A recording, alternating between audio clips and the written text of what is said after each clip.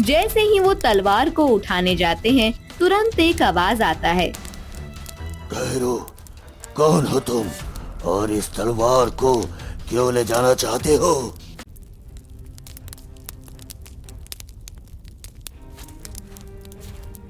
तो आखिरकार तुम मेरे पास आ ही गए। पर तुमने यहाँ आकर बहुत बड़ी गलती कर दी। अब तुम जिंदा नहीं बचोगे राजकुमार।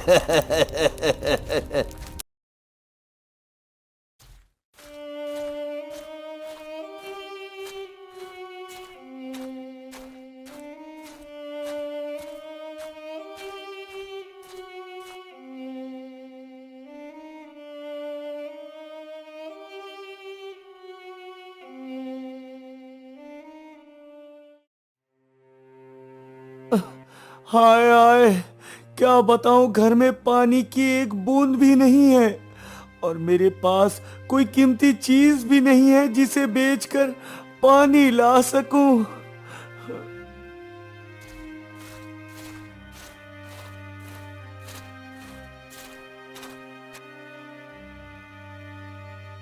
पता नहीं हमारे राज्य को कौन सा श्राप लग गया है जिसकी वजह से बारिश ही नहीं हो रही है।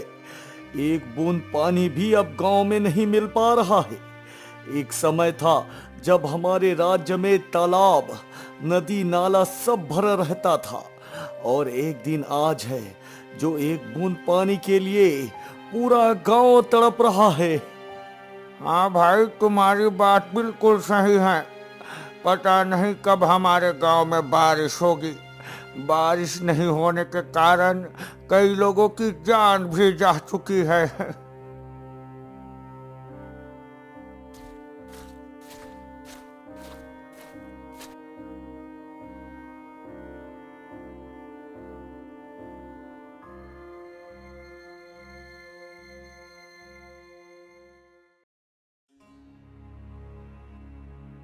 महाराज, बारिश नहीं होने के कारण अब हमारे राज्य में लोग मरने भी लगे हैं। जितने भी पानी कुएं में थे उसमें भी अब पानी सूखने लगा है। पानी का संकट बहुत बढ़ गया है। कुछ कीजिए महाराज, वरना हमारे राज्य का अस्तित्व मिट जाएगा महाराज।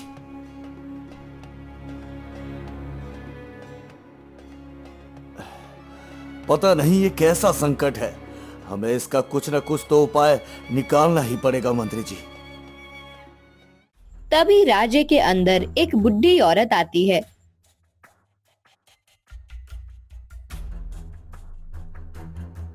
बताओ माँ जी, क्यों आए हो इस महल में? पीने का पानी लेने आए हो क्या? नहीं महाराज, मैं तो इस पानी की समस्या का हल बताने आई हूँ। बताओ क्या उपाय है माँ जी, मुझे तो कोई उपाय नहीं मिल रहा। इस राज्य से थोड़ी दूर जो घना पुराना जंगल है, उस जंगल में एक बहुत बड़ा पेड़ है। जैसे ही तुम उस पेड़ के पास जाओगे, वो तुम्हें 2 पहेलियां पूछेगा। अगर तुमने सही जवाब दे दिया तो वो आगे का रास्ता बता देगा। आपका बहुत बहुत शुक्रिया माँ जी, इस समस्या का उपाय देने के लिए। फिर बुढ़ी औरत वहाँ से चली जाती है। बताओ कौन तैयार है जो इस राज्य को बचाने के लिए उस पुराने जंगल में जाएगा? राजा की ये बात सुनकर सब लोग चुप हो जाते हैं। कोई भी लोग उस जंगल में जाने के लिए तैयार नहीं होता है।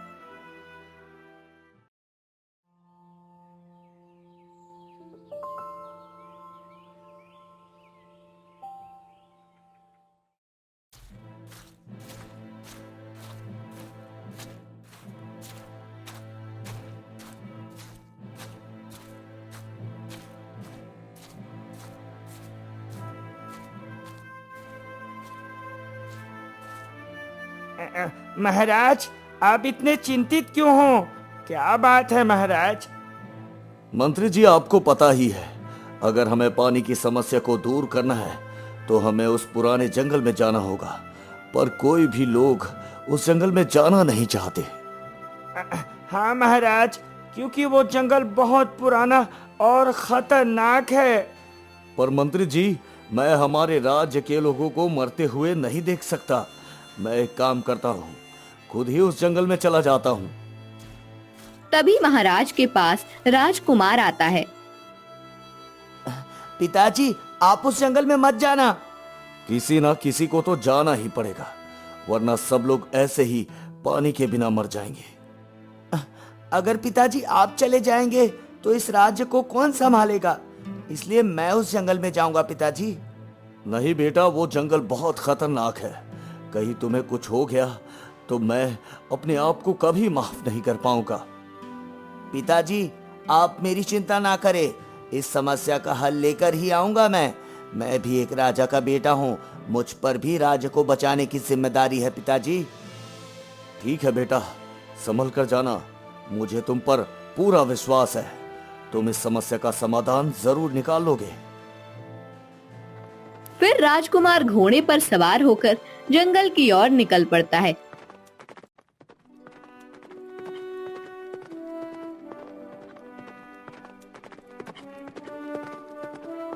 कई देर चलने के बाद आखिरकार राजकुमार को वो पुराना पेड़ मिल जाता है।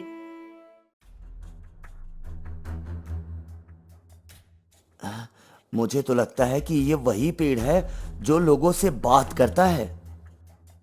तभी राजकुमार के कान में एक आवाज आती है।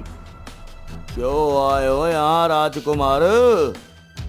मैं आपके पास हमारे राज्य की समस्या का समाधान मांगने आया हूँ, क्या आप मेरी मदद करोगे? मदद तो मैं करूँगा, पर उसके लिए तुम्हें मुझे 2 पहेलियों का सही जवाब देना पड़ेगा। और हाँ, अगर गलत जवाब दिया तो तू हमेशा के लिए तोता बन जाएगा। हाँ। मैं तुम्हारे सवालों का जवाब देने के लिए तैयार हूँ, बताओ क्या है तुम्हारे सवाल? काली माटी में रंग बिरंगे फूल, पानी से वो नहीं जीता और हवा से नहीं सूखता, तो बताओ वो कौन सा चीज है?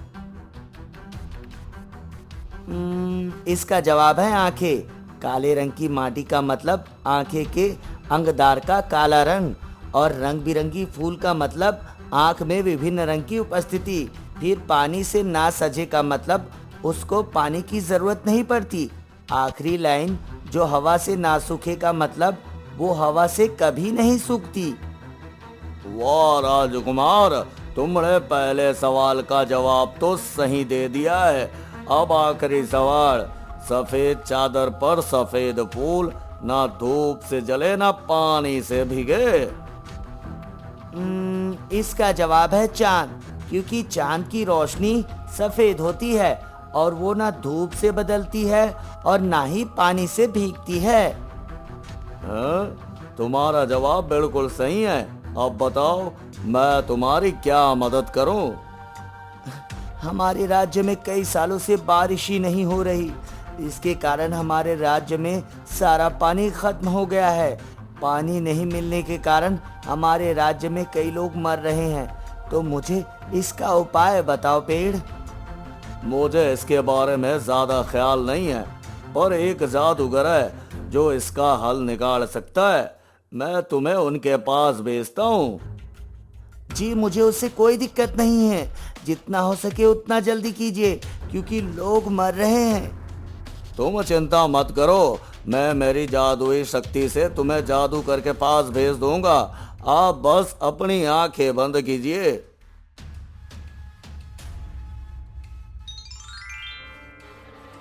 जैसे ही राजकुमार अपनी आंख खोलता है तो वो स्वयं को जादूगर के पास पाता है। आइए आइए राजकुमार, आपको जरूर उस पेड़ ने भेजा होगा। हाँ, उसकी मदद से ही मैं आपके पास पहुंच पाया। आप मेरी मदद कीजिए जादूगर। जरूर राजकुमार, मैं तुम्हारी मदद करने के लिए तैयार हूँ। बताओ क्या हुआ? हमारे राज्य में कई सालों से बारिश नहीं हो रही, जैसे किसी का श्राप लग गया हो। आप इसका उपाय बता सकते हो जिससे बारिश फिर से होने लगे? रुको, मैं देखता हूँ क्या हुआ है।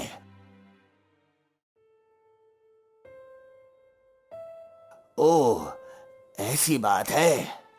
क्या हुआ है हमारे राज्य को? जल्दी से बताओ मुझे। एक तांत्रिक ने अपनी काली शक्तियों का इस्तेमाल करके बारिश को रोक रखा है। मैं अभी जाकर उस तांत्रिक को खत्म कर देता हूँ। बताओ वो कहाँ पर है? हाँ, मैं तुम्हारा गुस्सा समझ सकता हूँ, पर वो तांत्रिक कोई साधारण व्यक्ति नहीं। उसके पास कई सारी काली शक्तियां हैं। वो शक्ति प्राप्त करने के लिए उसने बहुत सारे मासूम लोगों की बलि चढ़ाई है। जादूगर, कोई तो उपाय होगा जिससे हम उसे हरा सकें। हाँ, एक उपाय है। अगर हमें उसका ताबीज मिल जाए तो बात बन सकती है। उसमें कौन सी बड़ी बात है? वो ताबीज कोई आम ताबीज नहीं, उसमें ही सारी शक्तियां हैं जिससे वो अपने गले में पहनता है। वो ताबीज में असीम शक्तियां हैं। जब तक उसके पास ताबीज रहेगा तब तक उसको कोई नहीं हरा सकता। लेकिन अगर वो ताबीज टूट जाए तो वो सारी शक्तियां खत्म हो जाएंगी और वो साधारण मनुष्य बन जाएगा। तो हमें किसी तरह उस ताबीज को उसके गले से निकालना है। हाँ, परंतु ये इतना आसान नहीं है। तांत्रिक की शक्ति इतनी ज्यादा है कि वो अपने आसपास एक अदृश्य ढाल बना रखा है। वो ढाल किसी भी साधारण हथियार से नहीं टूट सकता। वो ढाल को तोड़ने के लिए एक खास तरह की तलवार का उपयोग करना होगा जो काले जादू को काटने में सक्षम हो। तो वो तलवार कहाँ मिलेगी? बताओ मुझे आप। वो तलवार किसी भी साधारण स्थान पर नहीं मिलेगी। उसे पाने के लिए तुमको ज्वालामुखी वाली गुफा में जाना होगा। ठीक है, मैं तैयार हूँ वो तलवार को लाने के लिए, पर मैं ज्वालामुखी के आग से कैसे बचूं? वो बताओ मुझे आप। वो ज्वालामुखी की आग से डरना नहीं, तुम्हें बिना डरे उसके ऊपर से चले जाना है। तुमको कुछ नहीं होगा। अगर डर गए तो वहां पर ही जल के भस्म हो जाओगे। हाँ, ठीक है, मैं समझ गया। तुम्हारा बहुत बहुत धन्यवाद जादूगर। तुम्हारा समय बर्बाद ना हो इसलिए आपको सीधा गुफा के पास भेज देता हूँ। रुको।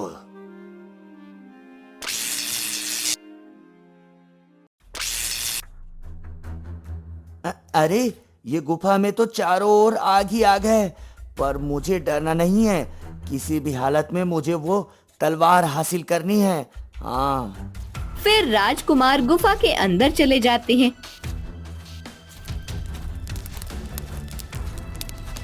जैसे ही वो तलवार को उठाने जाते हैं, तुरंत एक आवाज आता है। ठहरो, कौन हो तुम और इस तलवार को क्यों ले जाना चाहते हो?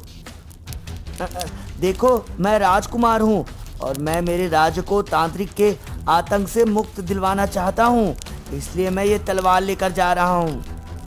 इस तलवार को केवल वो ही उठा सकता है जो दिल का सच्चा और साहसिक हो। क्या तुम में ये सारे गुण हैं?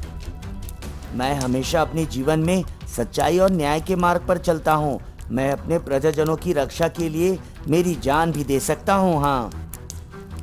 फिर वो तलवार राजकुमार के पास चली जाती है।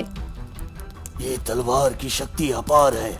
अगर तुम्हारे मन में डर आया तो इसकी शक्ति कम हो जाएगी और वो तांत्रिक तुमको एक पुराने खंडहर में मिलेगा। तुम्हारा बहुत बहुत शुक्रिया गुफा। अब मैं चलता हूँ। फिर राजकुमार वो तांत्रिक को ढूंढने के लिए निकल पड़ते हैं।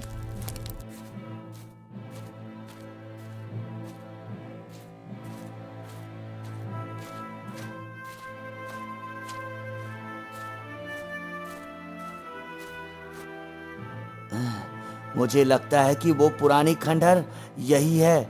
चलो अंदर जाकर देखता हूँ।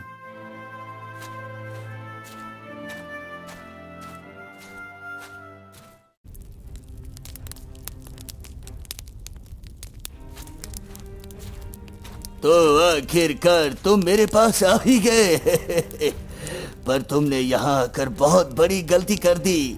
अब तुम जिंदा नहीं बचोगे राजकुमार। अब तक तुमने बहुत पाप कर लिया। अब तुम्हारा पाप का घड़ा भर चुका है। अब तुम्हारा अंत आ गया है तांत्रिक। राजकुमार जैसे ही आगे बढ़ते हैं तो तांत्रिक के ऊपर एक कवच आ जाता है।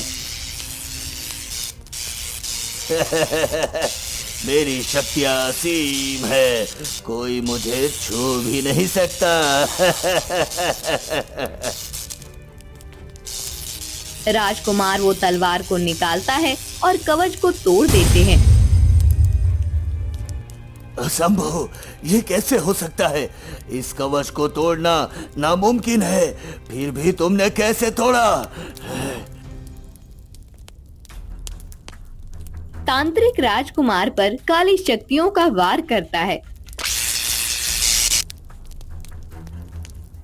क्या हुआ तांत्रिक? तुम्हारी शक्तियाँ काम नहीं कर रही क्या? हाँ? फिर राजकुमार आगे बढ़ता है।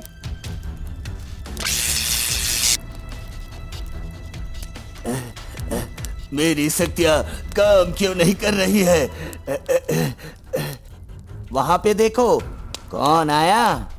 जैसे ही तांत्रिक वहाँ पे देखता है तुरंत राजकुमार वो ताबीज ले लेता है। जैसे ही ताबीज तांत्रिक के गले से निकल जाता है तुरंत राज्य में बारिश होने लगती है।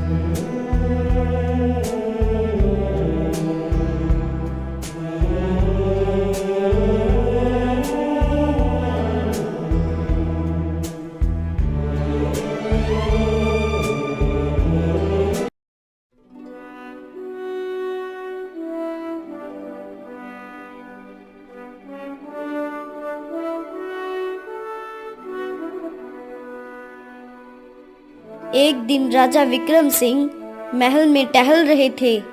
तभी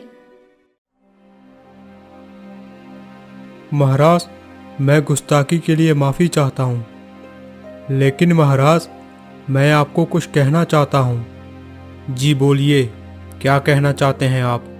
महाराज, मैं आपको कहना चाहता हूँ कि जब राजकुमारी 18 वर्ष की हो जाएगी तो किशनपुर गांव को घोर विपत्तियों का सामना करना पड़ेगा। इतना बोलकर वो वृद्ध आदमी गायब हो गया। अरे, ये वृद्ध आदमी कौन था? सैनिकों! जी महाराज। सैनिकों, हमारे महल में एक वृद्ध आदमी घूम रहा है। मेरे देखते ही देखते वो गायब हो गया।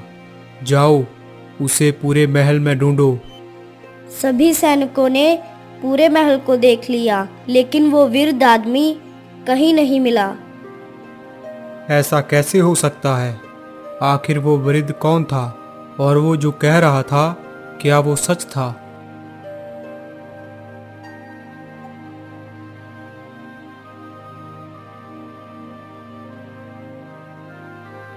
राजा विक्रम सिंह उस वृद्ध की बात को लेकर काफी परेशान हो जाते हैं। तभी उनके पास महारानी जी आती हैं। आप इतना परेशान क्यों हो रहे हैं? यह भी हो सकता है कि वो वृद्ध आदमी कोई सिरफिरा हो जो ऐसे ही कुछ भी बोल के चला गया होगा। नहीं महारानी, वो वृद्ध बूढ़ा कोई साधारण नहीं था, और मेरा दिल कहता है महारानी कि वो वृद्ध जो कह रहा था वो सच ही कह रहा था। महाराज, अगर ऐसी बात है तो आपको चिंता करने की क्या आवश्यकता है? जो भी होगा उस परमात्मा की इच्छा से ही होगा। हम उस वृद्ध के बारे में क्या कह सकते हैं?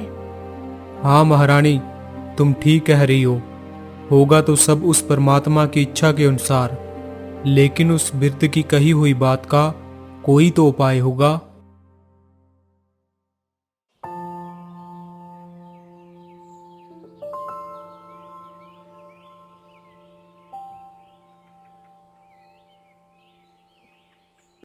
ऐसे ही देखते कई वर्ष बीत जाते हैं और राजा विक्रम सिंह की पुत्री राजकुमारी रूपमाला को 18 वर्ष पूरे होने में कुछ दिन ही रह गए थे। एक दिन राजकुमारी रूपमाला के पास आकर उसकी सखियां बोली, रूपमाला जी, क्या तुम्हें पता है कुछ दिन में तुम 18 वर्ष की हो जाओगी। कोई राजकुमार हमारे राजमहल में आएगा और तुम्हें विवाह के दूर अपने राज्य में ले जाएगा। राजकुमारी अपनी सखी की बात सुनकर शर्माते हुए वहां से चली गई।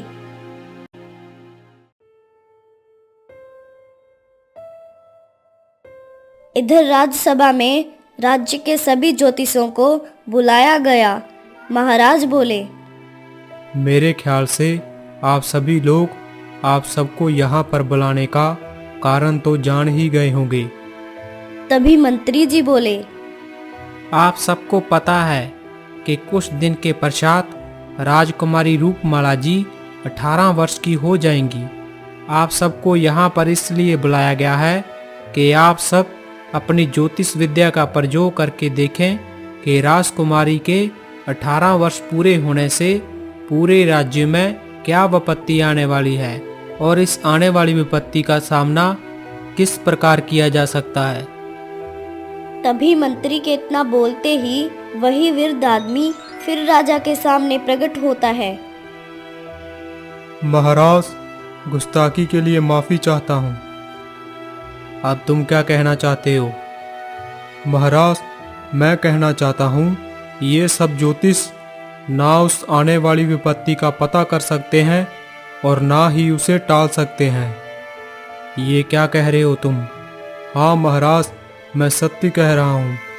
कल शाम ठीक 7 बजे आपकी पुत्री राजकुमारी का आप सभी के सामने अपहरण हो जाएगा और किशनपुर नगर के चारों ओर का पानी रक्त जैसे लाल हो जाएगा।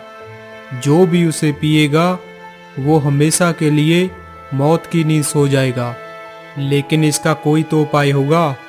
हम सभी इस तरह किशनपुर नगर को नष्ट होते हुए नहीं देख सकते। महाराज, इस विपत्ति को सिर्फ एक ही युवक टाल सकता है जो सूर्य नगर नाम के किसी गांव में रहता है। इतना कहते ही वो वृद्ध आदमी वहां से गायब हो जाता है। उस वृद्ध आदमी की बात सुनते ही राजा और दरबार के सभी लोग हैरान हो जाते हैं। देखा आप सबने, अब आप ही बताएं आगे क्या किया जाए। महाराज, आप चिंता ना करें, हम पूरे राजमहल में सैनिकों का पहरा और बढ़ा देते हैं और इससे कोई घटना नहीं हो पाएगी।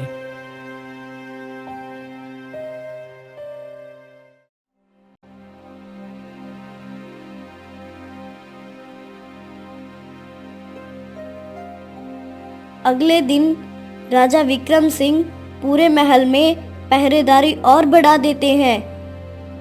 सभी सैनिक सतर्क होके राजकुमारी के इर्द गिर्द पहरा दे रहे थे।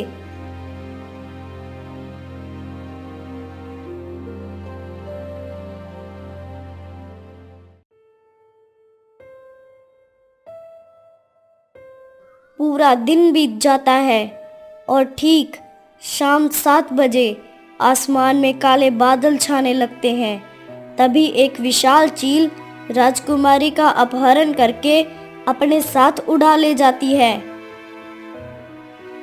सैनिकों, पकड़ो उसे, वो दुष्ट राजकुमारी को अपने साथ ले जा रहा है।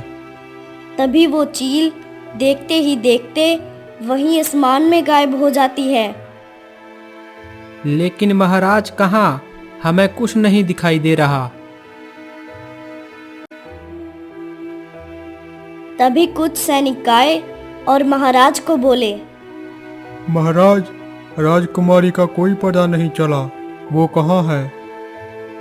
तभी एक सैनिक घबराए हुए आता है। महाराज, बाहर नगर का पानी रक्त जैसे लाल बह रहा है। उस वृद्ध की कही हुई सभी बातें सच हो रही हैं। सैनिकों, जाओ और बाहर पूरे नगर में घोषणा कर दो कि कोई भी नगर का व्यक्ति पानी ना पिए और ना ही उसे हाथ लगाए, और जो भी राजकुमारी का पता लगाएगा उसे हमारी तरफ से सोने की मुद्राओं से माला माल कर दिया जाएगा। जाओ सैनिकों और मेरे आदेश का पालन करो।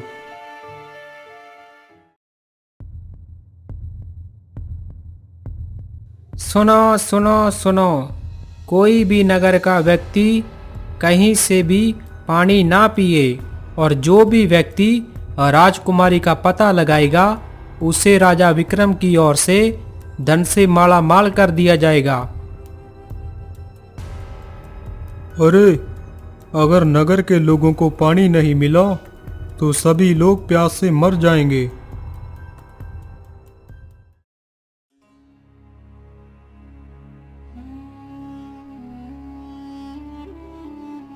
तभी दूर पहाड़ियों की गुफा में एक जादूगर तप कर रहा था। तभी वो विशाल चील उस गुफा में प्रवेश करती है। आओ भैरव, हम तुम्हारी ही प्रतीक्षा कर रहे थे। मेरे आका, जैसा आपने हुक्म किया था मैंने आपके हुक्म का पालन किया। ये देखिए आका, मैं राजा विक्रम की पुत्री राजकुमारी का अपहरण करके ले आया। बहुत अच्छा भैरव, हम इसी दिन का 7 वर्षों से इंतजार कर रहे थे। लेकिन भैरव, अभी हमें 21 दिन और प्रतीक्षा करनी होगी, और ठीक 21वें दिन हम राजकुमारी की बलि देकर इसके रक्त से माँ देवी को स्नान करवाएंगे। जैसे ही माँ देवी हमारी बलि को स्वीकार करेगी तो पूरे संसार में अंधेरा छा जाएगा और सब नष्ट हो जाएगा। सिर्फ तुम और मैं बच पाएंगे, और फिर मैं एक अपनी नई दुनिया बसाऊंगा जिस पर सिर्फ मेरा राज होगा।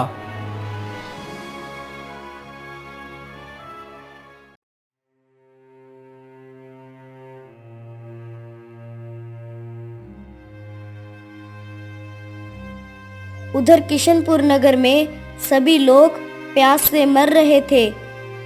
जो भी पानी को पीता वो हमेशा के लिए मौत की नींद सो जाता।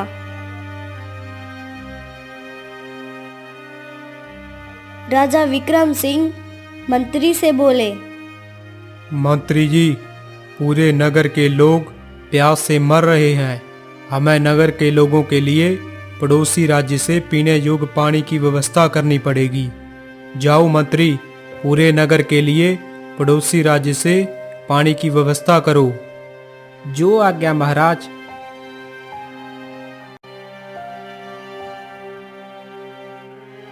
जब राजा विक्रम सिंह अपने कक्ष में पहुंचे तो वैद्य बोले, महाराज, हम पूरी कोशिश कर रहे हैं, लेकिन महारानी की तबीयत दिन ब दिन ज्यादा ही खराब हो रही है।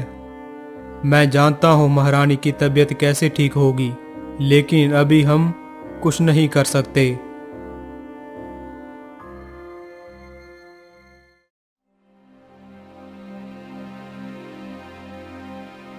राज ज्योतिष जब अपने घर पहुंचे तो वो अपने बेटे को बोले, पता नहीं क्या होगा, अब पूरे नगर पर इतनी बड़ी विपत्ति आई पड़ी है।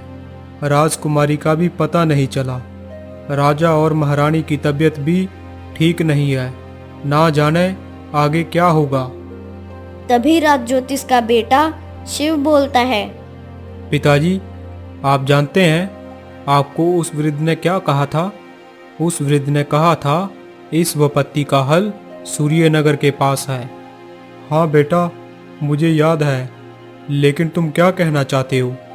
पिताजी, मैं उस युवक की खोज में सूर्यनगर जाना चाहता हूँ, तभी ये पूरा नगर इस संकट से मुक्त होगा। नहीं बेटा, मैं तुम्हें कहीं नहीं जाने दूंगी। माँ, तुम तो मुझे बचपन में साहस भरी कहानियाँ सुनाती थी, मुझे इतना प्रेरित करती थी। भला अब माँ, आप मुझे क्यों रोक रही हैं? हाँ भाग्यवान, हमारा बेटा शिव सही कह रहा है। राज्य पर कितना संकट आया हुआ है। भला अगर हम अब अपने राज्य के काम नहीं आएंगे तो कब आएंगे। जाओ पुत्र, तुम सूर्य नगर जाओ। शिव घोड़े पर सवार होके उस युवक की तलाश में सूर्यनगर की ओर चल पड़ा।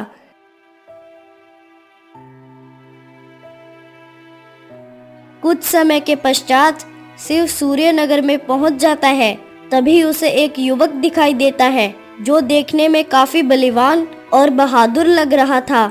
शिव उस युवक की ओर देखकर सोचने लगा, कहीं ये युवक वही युवक तो नहीं जिसकी तलाश में मैं सूर्य नगर आया हूँ।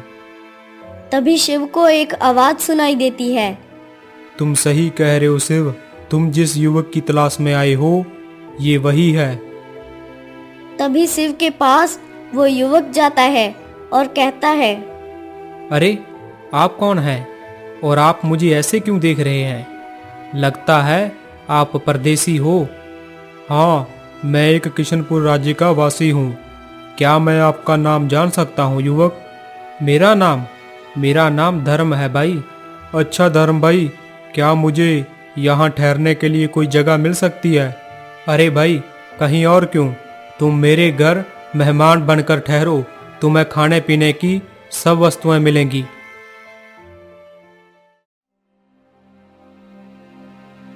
धर्म शिव को अपने घर ले आता है, उसे पेट भर खाना खिलाता है।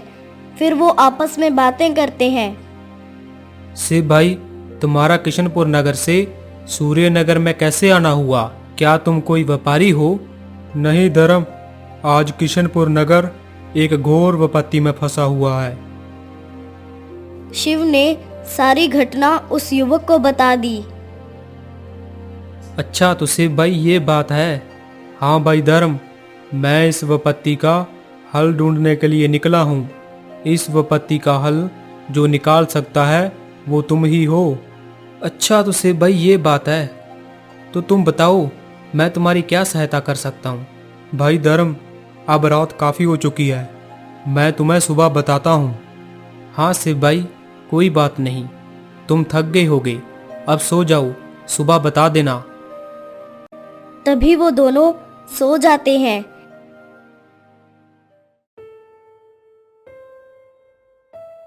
रात को जब शिव सो रहा होता है तो वही वृद्ध आदमी उसके सपने में नजर आया और शिव से बोला, बेटा शिव, यहाँ से दूर एक जंगल में एक संकटटाल बाबा रहते हैं जो तुम्हें इस विपत्ति के आगे का हल बताएंगे। तुम सुबह होते ही इस युवक के साथ उस बाबा से मिलो।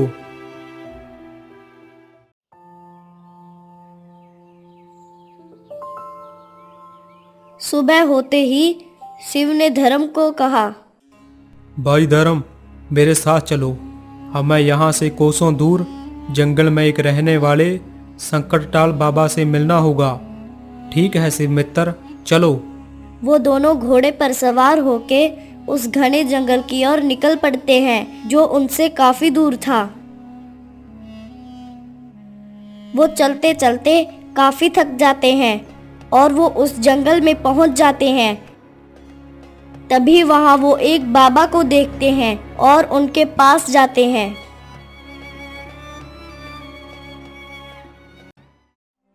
आओ बेटा, मैं तुम्हारी ही प्रतीक्षा कर रहा था।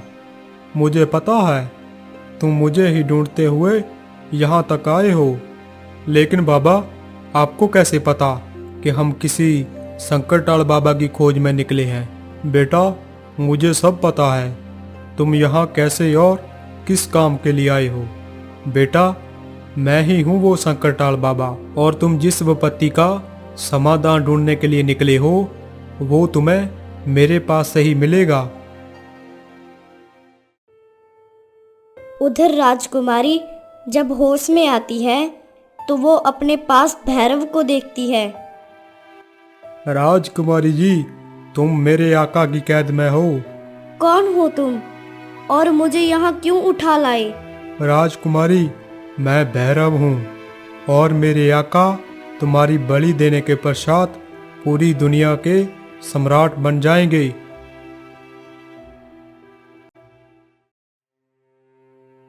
उधर संकटटाल बाबा को शिव कहता है, बाबा, राजा विक्रम की पुत्री राजकुमारी रूपमाला का अपहरण हो चुका है और उसे पूरे राज्य में सभी जगह ढूंढ लिया, लेकिन राजकुमारी का कहीं पता नहीं चला। पूरे नगर में हलचल मचा पड़ा है और इस कारण महारानी और राजा की तबीयत बिल्कुल भी ठीक नहीं है। क्या आपको पता है कि राजकुमारी कहाँ है? मुझे पता है। राजा विक्रम सिंह की पुत्री राजकुमारी रूपमाला कहाँ है? दरअसल अघोरी जादूगर ने ही उसका अपहरण किया हुआ है और उसे दूर एक गुफा में छुपा कर रखा है।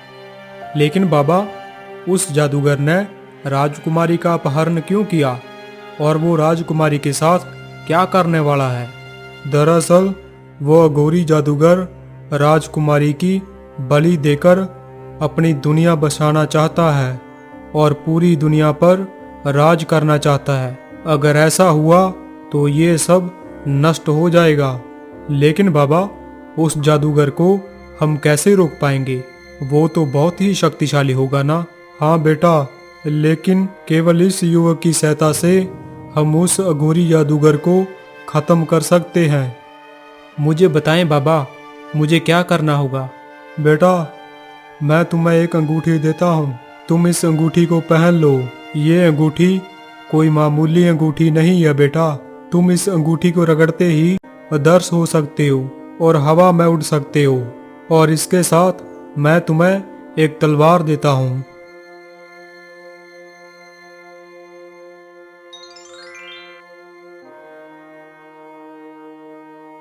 और ये तलवार भी इस अंगूठी की तरह जादुई है। ये किसी भी शस्त्र का सामना कर सकती है। अब बेटा, तुम पश्चिम दिशा की ओर जाओ।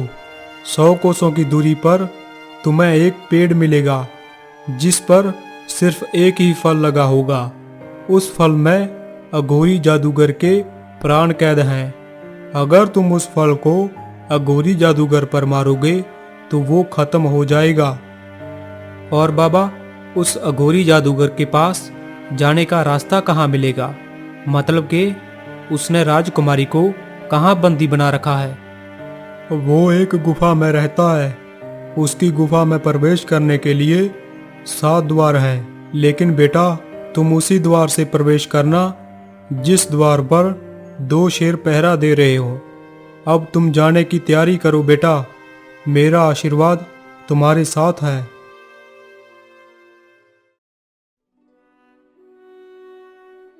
फिर धर्म ने उस जादुई अंगूठी को रगड़ा और शिव का हाथ पकड़ लिया। वो दोनों आसमान में उड़ने लगे।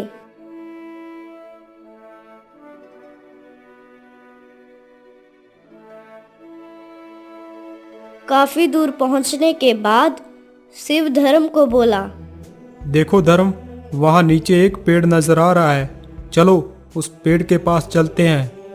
दोनों नीचे पेड़ के पास उतर आए। संकटटाल बाबा ने ठीक ही कहा था, इसमें सिर्फ एक ही फल लगा हुआ है। हाँ धर्म भाई, चलो जल्दी से इस फल को तोड़ लेते हैं।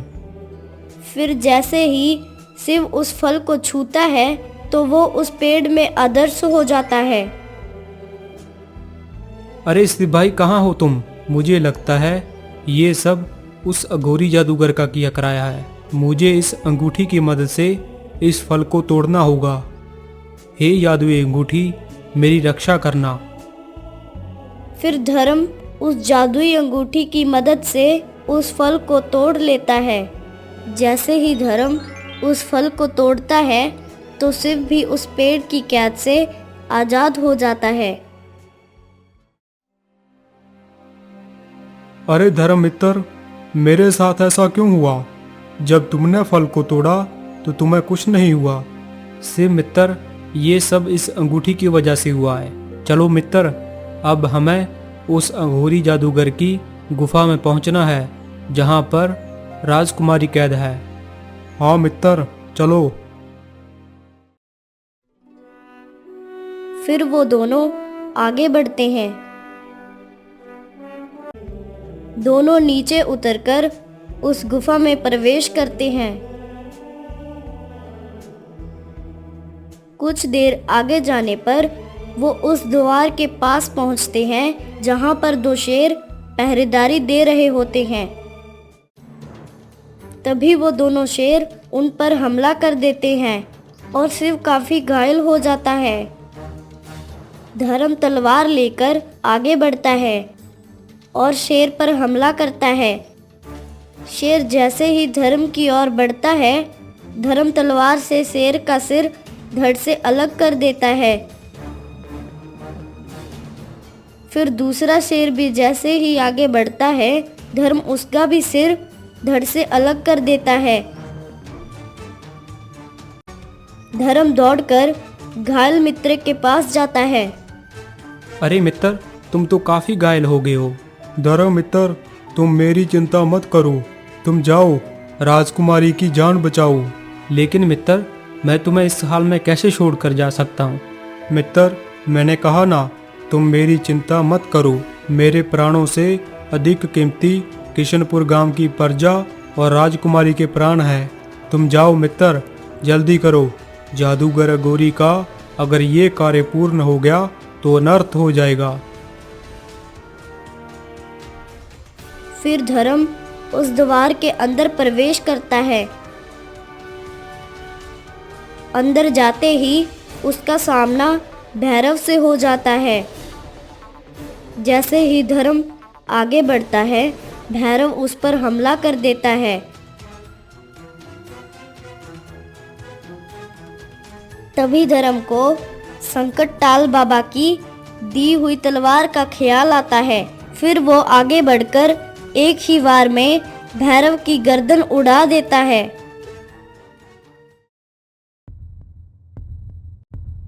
इधर जादूगर अघोरी का जाप पूरा हो चुका था और वो तलवार लेकर राजकुमारी की बलि देने जा ही रहा था कि वहां धर्म पहुंच जाता है। रुक जा दुष्ट, कौन है जो मेरे कार्य में विघ्न बन रहा है? मैं तेरी मौत बनकर आया हूँ दुष्ट जादूगर। अच्छा, मौत तो तुम्हें यहाँ पर लेकर आई है। फिर अघोरी धर्म पर अपनी शक्तियों का प्रयोग करता है। फिर धर्म अपनी तलवार से उस पर वार करने के लिए आगे बढ़ता है तो वो अघोरी जादूगर वहां से गायब हो जाता है। अरे, कहाँ गायब हो गया वो? तभी धर्म के कान में एक आवाज सुनाई देती है। धर्म, अघोरी जादूगर ठीक तुम्हारे सामने खड़ा है। जो तुम्हारे पास वो फल है वो उस पर मारो, अघोरी जादूगर वहीं खत्म हो जाएगा। तभी धर्म अपने बिल्कुल सामने जैसे ही वो फल मारता है, वो अघोरी वहीं खत्म हो जाता है। जादूगर के मरते ही वो गुफा भी गायब हो जाती है। धर्म बेहोश राजकुमारी को होश में लाता है। मैं कहाँ हूँ? और राजकुमारी जी, अघोरी जादूगर मर गया है और तुम उसकी कैद से आजाद हो गई हो। तभी वो वृद्ध आदमी उनके सामने प्रकट होता है। अरे, तुम कौन हो? मैं इस दुष्ट जादूगर का पिता हूँ। इसने एक रात धोखे से मेरी हत्या करके मेरी जादुई शक्तियाँ छीन ली थी। तभी से मेरी आत्मा ऐसे ही भटक रही थी। अब मेरी आत्मा को शांति मिल जाएगी। यह कहकर वो वृद्ध आदमी गायब हो गया। चलो राजकुमारी, मैं तुम्हें तुम्हारे राज्य में छोड़ देता हूँ। हाँ, मैं भी अपने माता पिता के पास जाना चाहती हूँ। तभी धर्म राजकुमारी के साथ किशनपुर राज्य की ओर निकलता है। महल में पहुंचते ही, माताजी, पिताजी, अरे मेरी पुत्री, तुम आ गई हो? हाँ माँ, मैं आ गई हूँ। इस युवक की वजह से मैं उस जादूगर अघोरी की कैद से आजाद हो पाई हूँ। आज हम बहुत खुश हैं। धन्यवाद तुम्हारा पुत्र। तुम्हारे कारण ही इस राज्य में शांति और हमारी पुत्री वापस लौट पाई है। नहीं महाराज, ये सब बहादुर शिव की वजह से हो पाया है। उसने इस कार्य में अपनी जान गंवा दी। तभी राज ज्योतिष आते हैं और कहते हैं, महाराज, मुझे खुशी है, मेरे पुत्र ने अपने राज्य के लोगों के लिए, आप सबकी खुशी के लिए इस कार्य में अपने प्राण त्याग दिए। हाँ राज ज्योतिष, आज से हम अपने इस किशनपुर राज्य का नाम शिवपुर नगर रखते हैं। मैं तुम्हारी बहादुरी से प्रसन्न हुआ बेटा। मैं अपनी पुत्री राजकुमारी का विवाह तुम्हारे साथ तय करता हूँ। राजकुमारी भी धर्म की बहादुरी और सुंदरता से बहुत प्रसन्न हुई। पूरा राज्य हंसी खुशी से रहने लगा।